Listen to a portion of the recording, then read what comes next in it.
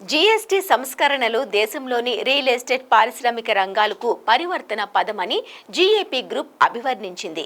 పశ్చిమ భారతదేశంలో అత్యంత వేగంగా అభివృద్ధి చెందుతున్న మౌలిక సదుపాయాల డెవలపర్లలో ఒకటైన జీఏపీ గ్రూప్ జీఎస్టీ తాజా సంస్కరణలను స్వాగతించింది. ఈ నిర్ణయం వల్ల నిర్మాణ వ్యయం 3 నుంచి 5% మేర తగ్గుతుందని పేర్కొంది. ఇప్పటి వరకు సిమెంట్ పై జీఎస్టీ 28% ఉండగా దానిని 18%కి తగ్గించారు. అలాగే స్టీల్ బార్లు, రాడ్, గ్రానైట్ బ్లాక్లు, ఇసుక, సున్నపు ఇటుకలు, వెదురు ఫ్లోరింగ్ పై జీఎస్టీని 18% నుంచి 12%కి తగ్గించారు.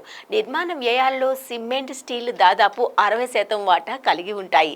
ఈ నేపథ్యంలో వీటిపై జీఎస్టీ తగ్గింపు వల్ల మొత్తం నిర్మాణ వ్యయంలో 3 నుంచి 5% వరకు తగ్గే అవకాశం ఉందని జీఏపీ గ్రూప్ పేర్కొన్నారు. ఈ సంస్కరణలు భారతదేశానికి ఒక మైలురాయి క్షణం. భారతదేశ జీడీపీకి దాదాపు 7% దోహదపడే రియల్ ఎస్టేట్ రంగానికి జీఎస్టీ సంస్కరణల కారణంగా బలమైన ప్రోత్సాహం లభిస్తుంది.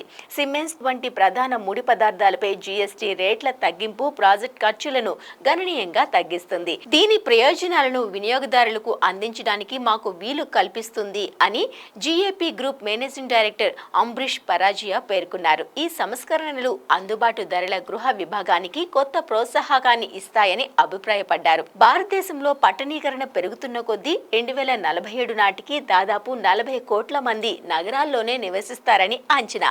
ఈ నేపథ్యంలో జీఎస్టీ సంస్కరణలు భారతదేశం అభివృద్ధి చెందిన దేశంగా ఆవిర్భవించడంలో $30 ట్రిలియన్ ఆర్థిక వ్యవస్థగా మారడంలో కీలక పాత్ర పోషిస్తాయని నిపుణులు పేర్కొంటున్నారు.